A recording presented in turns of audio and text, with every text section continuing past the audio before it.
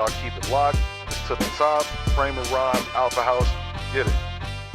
Welcome back to another episode of the Frame of Rhyme podcast, brought to you by To the Top Music and Alpha House.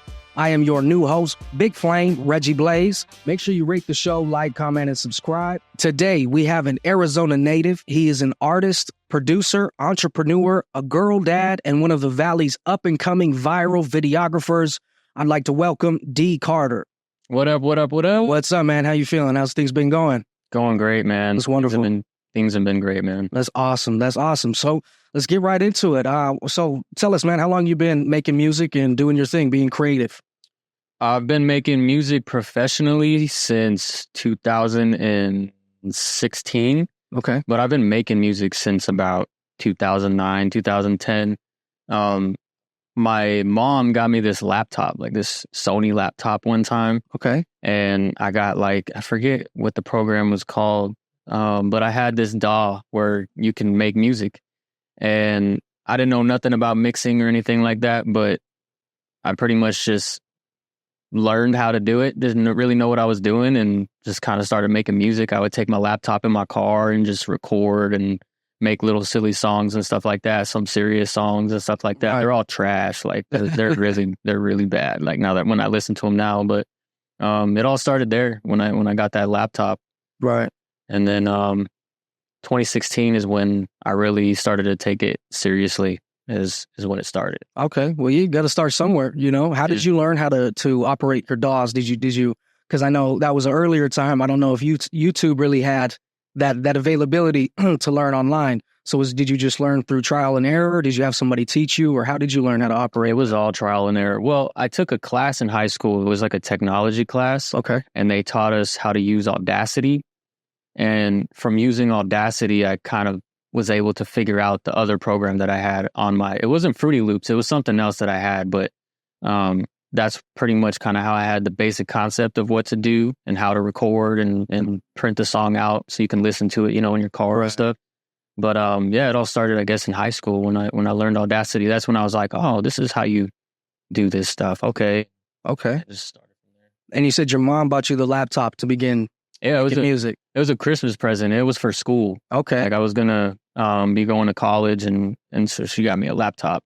Okay. So your mom's has always been supportive of your endeavors. Absolutely, yeah. That's what's up. My mom is like my rock when it comes to dreaming big. You know what I mean? She was also a singer. Okay, tell us about that. So she's been singing since I was born. Like she's participated in school singing events and stuff like that. And then after that, she started doing a lot of local gigs where she would sing with a band and, do a bunch of bar gigs or nice weddings and stuff like that. Right. So I grew up watching my mom pretty much do all this stuff in front of me, and kind of it just taught me along the way. Like she would be the type to have a whole portfolio of just stuff in there about her career and like what she's done, what she can do. And we'd all drive together as a family, like me, my mom, and my sister.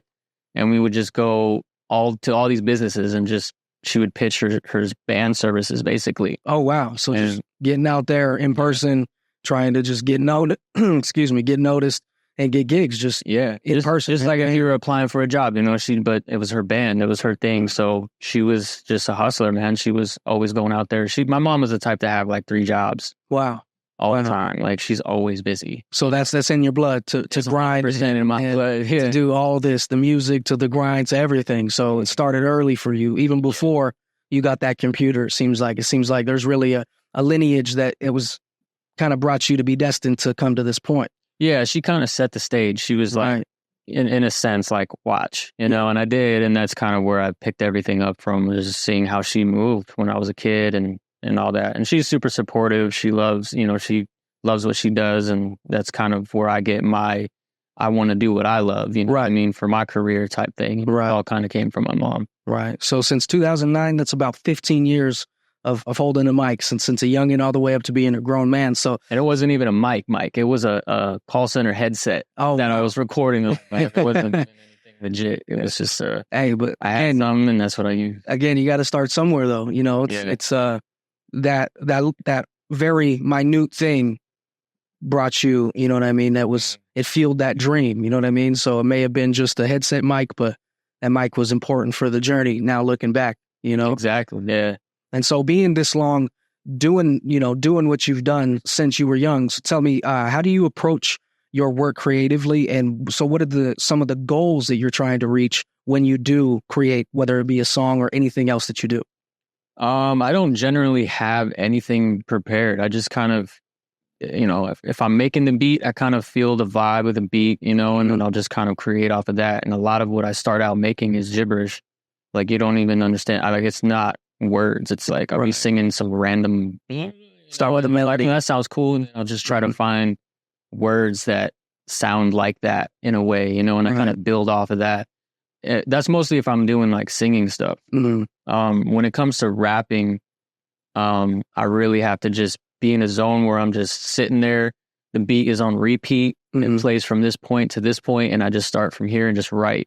And then it just keeps looping around, and then I add to it as I go on. And then generally, I've been pretty good at getting like a verse done. If I haven't even started on it or know the beat or anything, I've actually impressed myself. I can do it in like an hour and a half, where I just show up to the studio, the beat's playing, I sit there, and I can just write it out.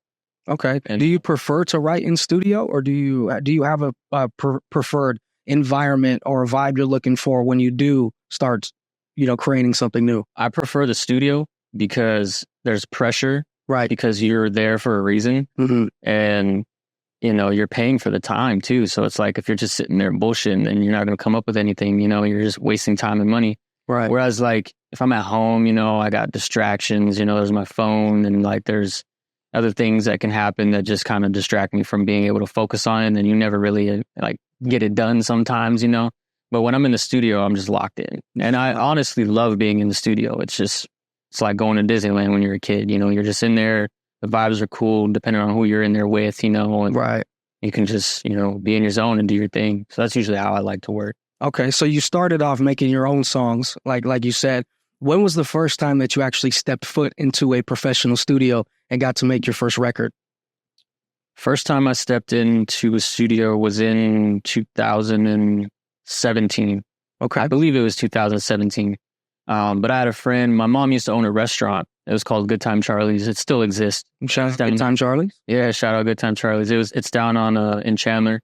And I had a buddy there that worked with us, and he was the one that kind of introduced me to the scene, like Arizona scene and stuff. And he had a guy that he was roommates with that owned a studio, Ryan Downing, over at Deep Root Studio over at Tempe. Okay. And he brought me in there. He got me connected with them, him and Enzo. And I just started my first song there. It's called Lowrider. It's still out. Lowrider. Okay, yeah. Go check that out. What's that song? What's that song about? Obviously, I'm assuming a lowrider, but tell us a little bit about the vibe and how that came together. It's not even about a lowrider on it. Oh, I mean, it is, but like when I wrote that song, I wasn't good at structuring like a song that made sense. I just was writing and trying to make stuff rhyme, and it was like one of my first recorded songs at a studio, so I was pretty fresh as an artist. So like I didn't have anything that I like made that about. It was just like I wrote it and that was it. There was no like depth to it or a story or like it's supposed to be about this. It was just like I made the song. Do you remember your first song you ever wrote, whether it got recorded or not? Do you remember the first song that you finished?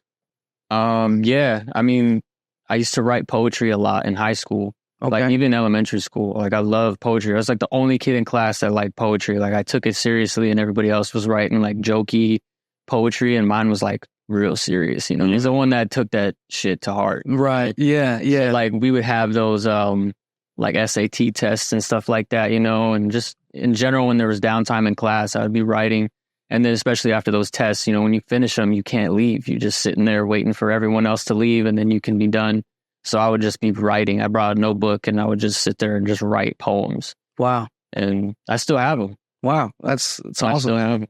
So who were some of your earlier inspirations in terms of how you write and making the songs, whether it be how they sound or just what you're creating about? Who's some of your earlier inspirations? Artist-wise? Yeah, whatever. It's all over the place, honestly. Like I used to listen to every genre. So I mean, like Linkin Park was a big part of my childhood. Okay. So obviously I don't scream and like have that rock style genre to me, but a lot of that is my background as a kid. I used to just repeat all of their albums.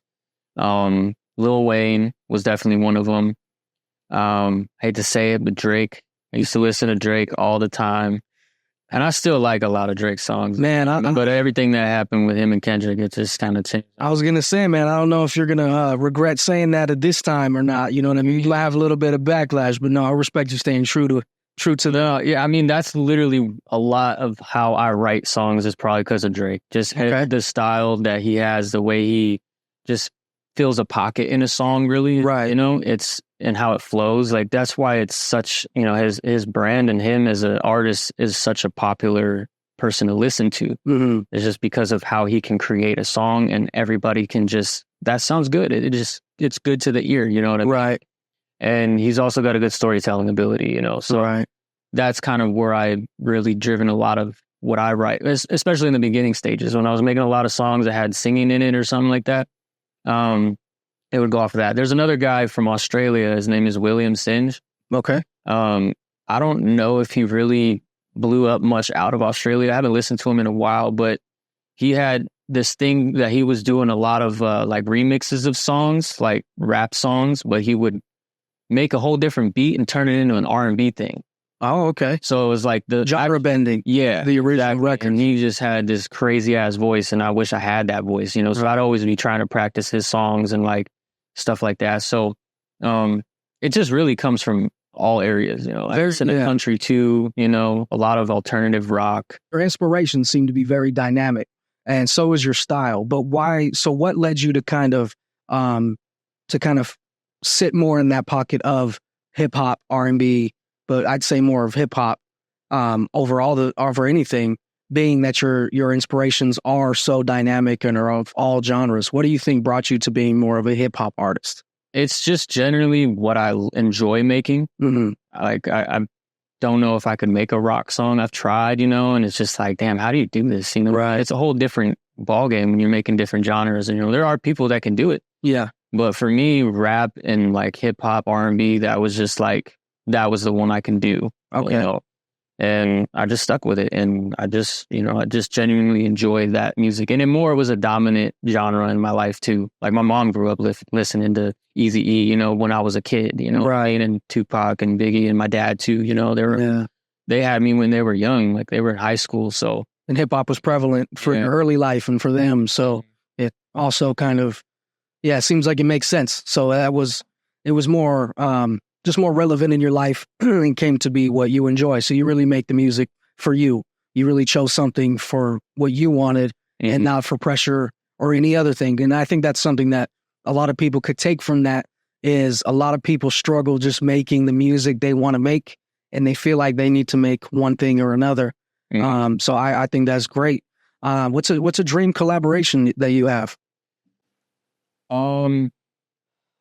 Honestly, like, it wouldn't be anybody nowadays that's current, like other than the underground artists that I know and the people that I've made music with and stuff like that. But like, as far as like, a dream collab, I would say, I don't know, like, I would say Lil Wayne. That would be dope because he's kind of all over the place. He can make a song on anything. Right. But like nowadays, I don't really listen to mainstream music. Right. You know? Everything that comes out nowadays is mostly an independent artist. You know what I mean? Or I'm so deep in the music scene and I know so many artists that I would just generally listen to the people I know. Okay. You know? So reaching out, I don't know, man. Honestly, as a dream collab, I just kind of go through this life of this music journey and just kind of whatever comes my way, you know, and if I think that person's dope, you know. You're enjoying the journey. Exactly. Yeah. Right. Well, I respect that. Okay. What would you say are some of the times or the, whether it's like, or times or emotions or things that inspire you the most in moments or, you know, throughout life? What are the things that you find that draws the most inspiration and makes it just the easiest to create? Your creativity just flows. I would say my family, bro. Like, just being able to do this right, and like do it in front of my kids, you know, like my daughter grew up from day one. I was making music. Right. She was born in December of 2016 and I was just starting music like before that. So as soon as she came into this world, I was already like Already doing it. I was being an artist. So like being able to do that with her and her eyes, being able to see that, you know, she's told me one time, she's like, I have a cool dad, you know, and she's like, cause you make music and, you know, stuff like that. And that type of stuff just has to feel great. Yeah. Has to make you feel on top of the world, huh? Exactly. Superhero, super dad, you know? Yeah. Exactly. Cause it's a different job, you know? Yeah. And sure. I love doing it. Yeah. So it just, when you're happy doing what you love, then your kids see that and hopefully inspires them to do something they love, whether it be music or just something that they enjoy. You know what I mean? Right. So, right. That's awesome. And so I actually wanted to touch a little bit as well. So throughout the music, actually, before we get into that, tell me a little bit about the projects you put out. So I know you have a couple albums, right? Mm-hmm. Okay. Yeah. Tell me about those. So my first album was D. Carter Volume 1, and that was my first project I ever put out. I had maybe 2 or 3 singles that I had come out before that, but that was like my big project. I really wanted to put something out. And I made all the beats to it. I think I might have had 1 or 2 that I didn't make, but the rest of them, I made all the beats. And it was just kind of, it wasn't, I didn't have no plans with it. It was just like, I want to make dope songs and I want to put them on the album. Right. And I did. Right. And so D. Carter, would you want to explain for the people what the significance of your name means and how you got your artist name as of D. Carter? So D. Carter is not actually my real name. Everybody calls me that now, but Carter was my son's name, and he passed away when he was 9 months old. Back in condolences to you. 2016 in February. He passed away on Valentine's Day. Mm. And that was just a huge, like, my life changed, you know. Like, there's nothing seemed right anymore, you know. And when I started doing music, I had a buddy that actually got me into music. And I was going over with him like, man, because he was the one that brought me into his team as far as like, they had a rap group of people that were together, you know. Right. He was like, you should be a part of the team. And then when we did that, I was like, dude, what should I, like, I don't have any idea what my name should be, you know what I mean? And he was like, why don't you go by D. Carter? And as soon as he said that, I was like, that's fucking, just rang a bell. I was like, you hit it on the nail, bro. It's the first one too. Right. Why don't you go by D. Carter? And I was like, all right. And yeah. Ever since then, bro, that's me. Another one of those things meant to be. It just fit perfectly. Exactly. And it's cool too, because like now his name just really lives on forever. And I'm happy to carry that name. I'm happy when people call me Carter. Right. That's beautiful. And you have it tatted on your arm there. It's going to be part of you forever. You live on through the music and live on you, man, in your heart, spirit. Cool. Yeah, that's beautiful. So that name really means a lot. It comes from a place of reality for you. It comes from a place that hits home, and it means more than just a nickname to you. And I think that's something that's beautiful too. I think a lot of people just have, nicknames that it just seems like there's a lot of authenticity in what you do and how you create. And I've heard that through the music as well. You really have a dynamic range of music that you do make, from, collabs to your own albums, all of that. You have a lot of emotion and soul into that. And I think the package just comes together, man. I think it really all just works together well. Thank you. Yeah, absolutely. So tell me about your second project. So some of the people you've got to work with on that project. Yeah. So my second project was Split Theory. And in 2020, I had met my manager. So before that, I didn't have any management. I was just kind of doing everything, figuring everything out. Mm-hmm. And then in 2020, I had met Dee, my manager, and me and her just we had this meeting one day, and we've had a plan of attack, and really just like, she was like an angel that fell out of the sky. It was like she came at the perfect time, and like she was just the dopest person. The right partner at the right time. Exactly. And we just came up with this whole plan of how we should do the album. She was sitting with me when I was writing them, and she was right there by my side. And we put the whole thing together. We shot a video for every single song on the album. She helped me fund the album, and we just put so much effort and like storyboarding the videos to like making all the beats. So you brought this one to another level. Yeah, I just really wanted to make this something that was just different from my first album, and just I wanted something incredible. Right. And I wanted to kind of have it just flow in like a story in a way, not a like front to end story, but just like things that I went through and situations I wanted to talk about, or some of them didn't even have like a reason. They were just like, I wanted to make a dope song or, something relatable, and, and then we just put our heads down and went to work, and it was during COVID. We shot all of the videos during COVID. Wow. I bet that wasn't easy.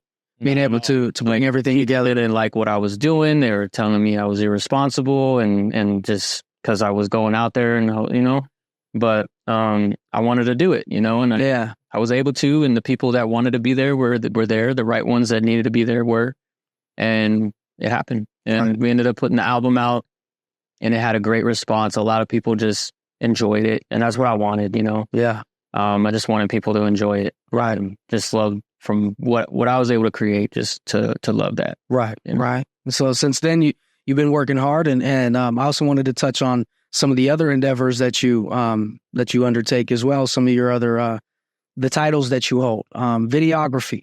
That's one of the other big ones. So for those that don't know, D. Carter is an artist. He's a musician. However, he also is a beast behind the camera. When did you first pick up the camera and decide to try to get into videography and photography work? I picked up the camera like not long after I started doing music. Okay. Because I needed content, and at that time I couldn't afford to pay for a photographer every week or every, whatever, to do videos and stuff like that. So I was like, I'll just get a camera myself and I'll just shoot my own stuff, and have someone help me, shoot it or something like that. Right. And then it just started from there. After I picked up the camera, I ended up doing photos for Talika, my boy. Sean was helping with me for like 4 years. Me and him were doing everything together as well. Yeah.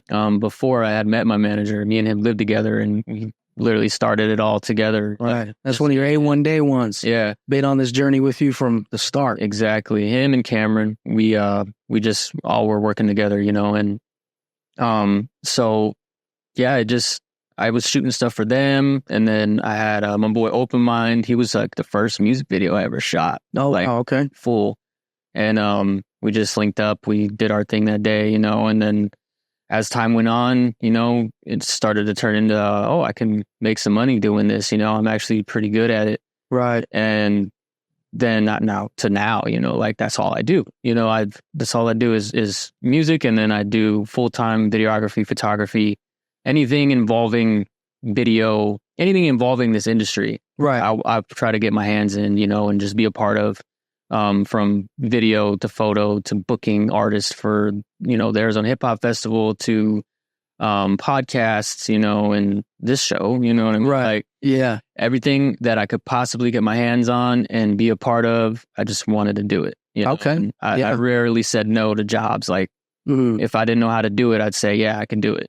And that's how you grow. You know what I mean? That's how you find opportunity, and you don't let any door that opens stay open. You always walk through every door, always take every opportunity with stride, and grind it out. And that's something you've definitely done very much. And anybody who knows that's the truth. You really are a beast behind the camera, a beast at the microphone, a beast on stage. You're very dynamic in everything you do. How would you say you approach your work with making videos? So when you do have somebody, say an artist comes to you and they just have a general vision, or they tell you what they're looking for.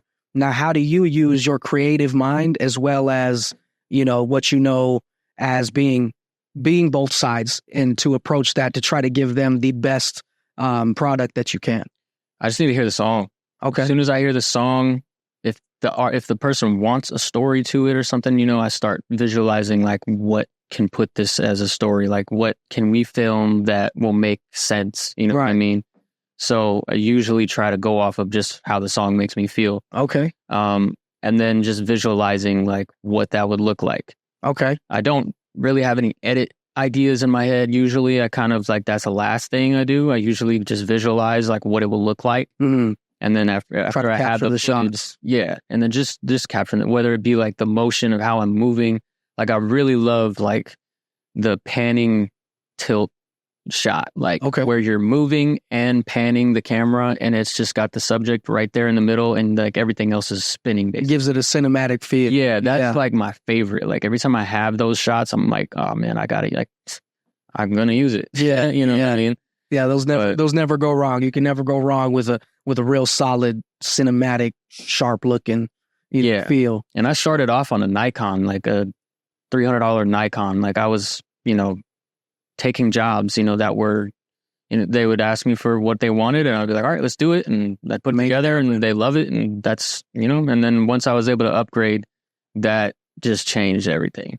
Oh, I bet. A whole different ballgame. There's levels to it, huh? Absolutely, yeah. Yeah. You don't even know what you're buying sometimes. Like there's just so many things as stuff you can get to make what you're doing better, Right. And you also just use what you work with and make it, you know what I mean? But there's just so much involved in it. People don't understand the beginning to end when it comes to a video. They think you just hit record and you put it in something and you put stuff together and bro, like it's a lot. It takes work. Whether you're building the story around it, to the shot, to the settings of the camera, to what frame rate you're in, to if you want this to be slow-mo or not. It's just so much. There's a lot that goes into it. Absolutely. And so with that, people often don't understand how much work it does take and, everything that does go into creating, to the outside, what they may think is something a lot more simple than it is. Do you have times where clients do have unrealistic expectations, and how do you go about handling those?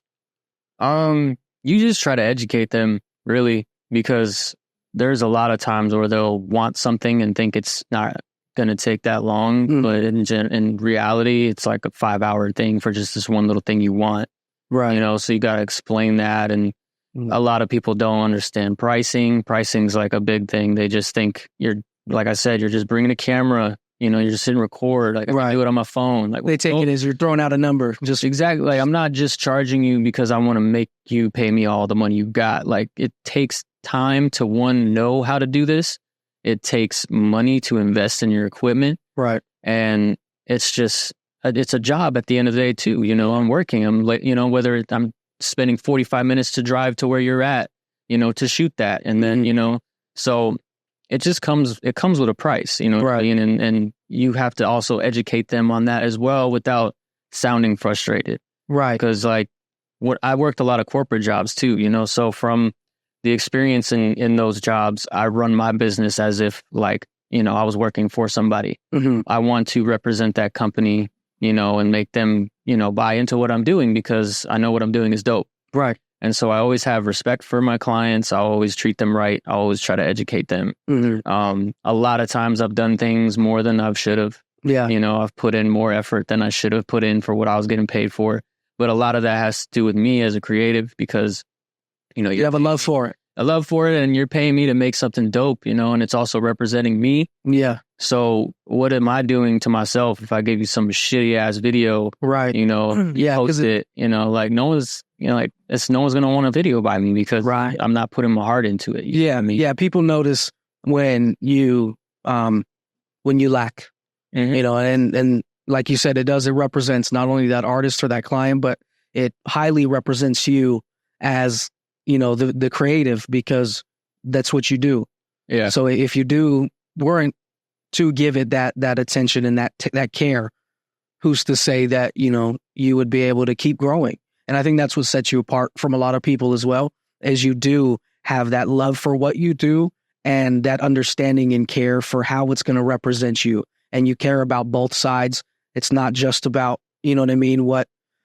It's not just one-sided on anything for you. And I really think that's great. So what are some of the common unrealistic expectations or common, themes that you hear from people that you have to, educate them otherwise, or, kind of, put your foot down and tell them something different? A lot of it is like how much time I'm at some place, and how long they want me to be shooting and how long they want the edit to be. And then, you come up with the price that's fair for what I think it's worth, and it's usually not something they agree with. It's like I have to educate them. I hate educating them on it because sometimes I feel like I'm explaining myself too much, Right. But in reality, like everything that I do and what I know and what I've invested in is coming with me to your event, Right. And it's going to be a quality video.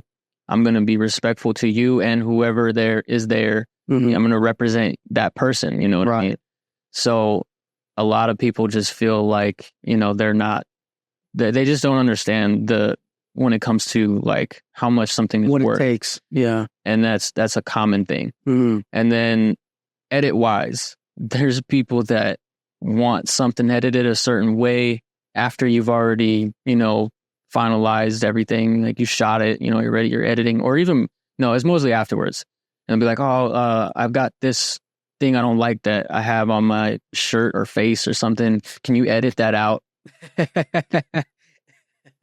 And I'm like, want you to do a Photoshop expert in the middle of their video after they don't realize that's like 5 hours of like frame by frame, you know, really, you know, I can't say that now because there is AI, so there's stuff that can take that out on its own, but it's still time consuming, right? You know, especially like if you have a computer that is not that fast or something. I used to have a really slow computer, and like doing anything like rendering one clip would take like 20-30 minutes. And I think right now there's nothing like having a human touch. You know what I mean? Having somebody physically there. You know, people can use AI, but especially right now today, it's not to a point where you're going to get the quality in what you're likely looking for.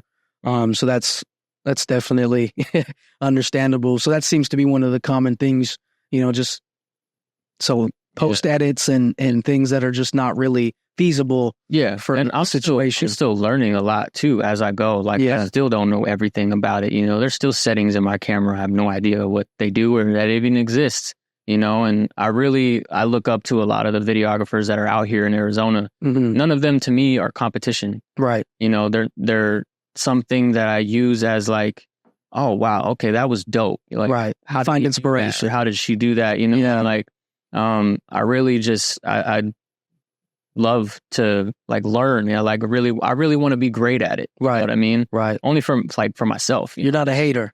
No, I was looking to grow. I just literally love doing what I'm doing.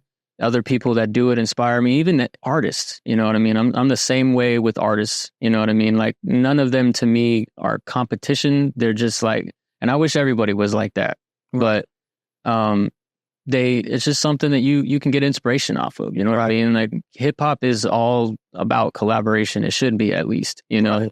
Right. And, so I really just generally look up to the scene and what we have here in Arizona alone, you know, and kind of feed off of that. Okay. Just a couple more things I wanted to touch on. You had the opportunity to attend the Bone Thugs concert, a while back, and you got to get some shots there. And Lazy Bone actually collaborated with you on that post on Instagram, which was great. It's beautiful shots. Everyone can go check those out. And that actually kind of went viral. It's sitting at 172,000 views right now and it has 13,000 likes. That was one of them things that just was a blessing out of nowhere.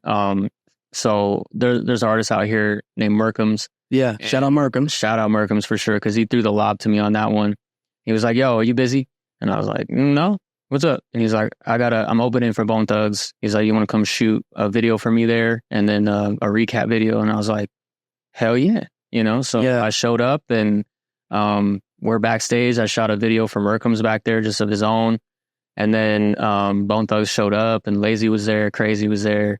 And it was like, yo, I'm standing next to Lazy Bone right now and the Bone Thugs, you know what I mean? And it was just a crazy experience. Like, it came out of nowhere. It just kind of like fell in my lap. And like, I was just so happy to be there because it was all songs I used to listen to when I was young. You know? Yeah. So when you're around somebody that used to listen to it at that time, it's like, wow. I bet you as the childhood Carter would look at you now and not even be like, nah, that ain't gonna happen. No way. You know what I mean? Like, yeah.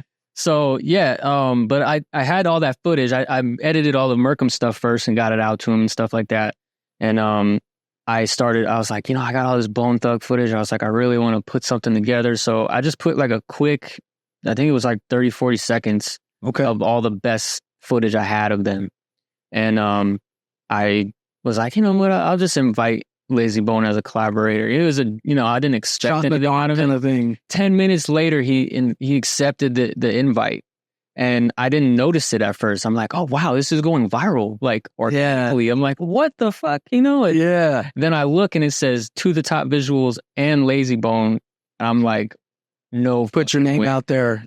dude. Out there. That was just the coolest thing, man. And he also, like, I hit him up and, like, we don't have conversations, but, like, he'll read your message. Right. See it, and it's not a common thing with artists of that stature, Especially not a legend like that. That's incredible.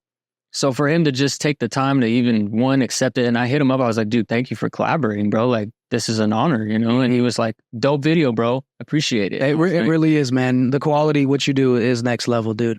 I think, I think, and obviously he's seen it too. The rest of the world could see it. If you got eyes, you can see it. For sure. You're really doing it, man. Jump on opportunities. If an opportunity is there, take it and run with it. And if it don't work out, it don't work out. But that opportunity is probably going to lead you to another one, to another one, to another one. And I just do everything I possibly can while also trying to be a dad. I have 2 girls and and my girl, as well. Right. And just trying to be a family man while also running a business and being an artist, and just really do what you love and do it so that you can give yourself the time to be with your family. That's been my main goal. That's like beautiful. As much as I can do now, I still got to find that time in between so where I can be there for my daughter. Yeah. And like be there for my girl and then take her to go do things and still be able to work on the stuff that I love is really how everything has kind of been unfolding for me especially as of lately. That's awesome. And that's a really great piece of advice. And actually just one more question. If you could give yourself 10 years ago, one piece of advice or just tell yourself one thing, what would that be? To never give up. Never give up. Absolutely never give up. Because simple but powerful. Thousands of millions of times where I'm like, I'm done. But then next week I'm not. Yeah. And it's that keep going factor is all it is. Keep that. And just, doing the right thing. But I would have told myself to not give up and just believe in myself, because believing in myself has been like the hardest thing to overcome, I think, mostly in my music career, but as like an entrepreneur or a videographer and like in the business aspect of it, it's really just knowing that what I do is dope and that, people like it and just keep moving and, things will end up in your lap that you just won't expect. Hell yeah. And one more is to, when you're doing all of this, I don't know who said this quote. There's a bunch of people I feel like have said it, but as you're going through your journey, that point that you feel like you're ready to give up, that next push could have been that moment where your life just absolutely changes. And I know that that's going to happen, and I believe it. And I just continue to think that as much as I can, just like, don't give up, because right around the next day, the next hour, your big break could be the next move you make. Exactly. So never give up, man. That's beautiful. D. Carter, I want to thank you for coming out to another episode of Frame of Rhyme podcast. We thank you for pulling up, having a conversation with us. All right, to all the listeners out there, thank you so much for listening. For all of you to stick around to the end, thank you a little bit extra. Make sure you like, comment, and subscribe, and we'll see you next time. Appreciate y'all. Thank you. Frame of Rhyme.